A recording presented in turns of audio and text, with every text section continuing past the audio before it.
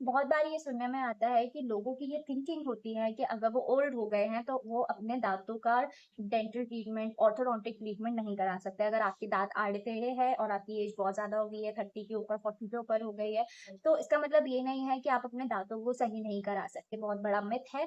So hello everyone, मेरा नाम है डॉक्टर तोशिका बिसोने और आज इस वीडियो में हम बात करेंगे कि इस एज तक आप ब्रेसेस लगवा सकते हैं, यानी कि आप एक ऑर्थोडोंटिक ट्रीटमेंट करा सकते हैं।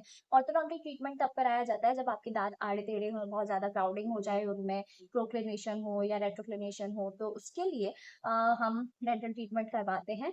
एज सच कोई एज लिमिटेशन नहीं है। एक आइडियल एज मानी जाती है। एक आइडियल एज जो होती है वो टीनेज एज होती है। टीनेज के टाइम पर क्या होता है कि हमारी पूरी बॉडी ग्रो कर रही होती है। जब हमारी बॉडी एक ग्रोथ स्टेज में होती है तो उस टाइम पर अगर आप ऑर्थोडोंटिक ट्रीटमेंट करवाते हैं तो उसका प्रोग्नोसिस बहुत अच्छा होता है। प्रोग्नोसिस यानी कि ट्रीटमेंट के बाद आपके दांत बिल्कुल वैसे ही रहेंगे और उसमें कोई भी दिक्कत नहीं आएगी। ये होता है। लेकिन इसका मतलब ये नहीं है कि आप एडल्टहुड में या 30 या 40 की एज के बाद अगर आप ट्रीटमेंट कराते हैं तो आपको कोई दिक्कत आएगी, ऐसा बिल्कुल भी नहीं है। इट्स जस्ट सिर्फ एक डिफरेंस होता है कि कि टीनेज के टाइम पे बच्चा ग्रो कर रहा होता है, ग्रोथ पीरियड होता है, जिसकी वजह से टाइम कम लगता है ट्रीटमेंट में और अच्छा रिस्पॉन्स मिलता है ट्रीटमेंट का।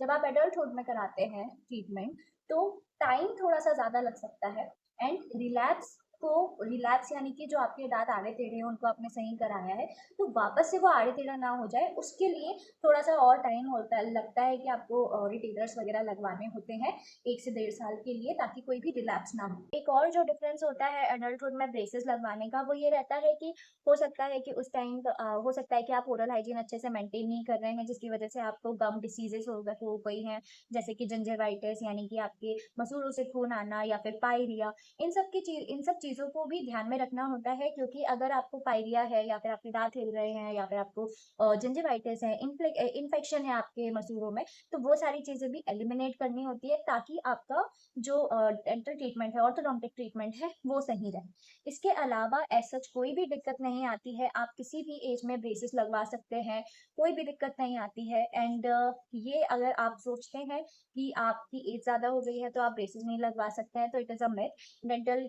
ट्रीटमेंट्स जो हैं, ऑर्थोडोंटिक ट्रीटमेंट्स जो हैं, वो दिन ब दिन बहुत सारे इसमें एडवांसेस आ रहे हैं, बहुत सारी चीज़ों को ओवरकम किया जा रहा है। तो बहुत सारे ऑप्शंस हैं आज के टाइम पर जो आप अपने ऑर्थोडोंटिक ट्रीटमेंट में यूज़ कर सकते हैं।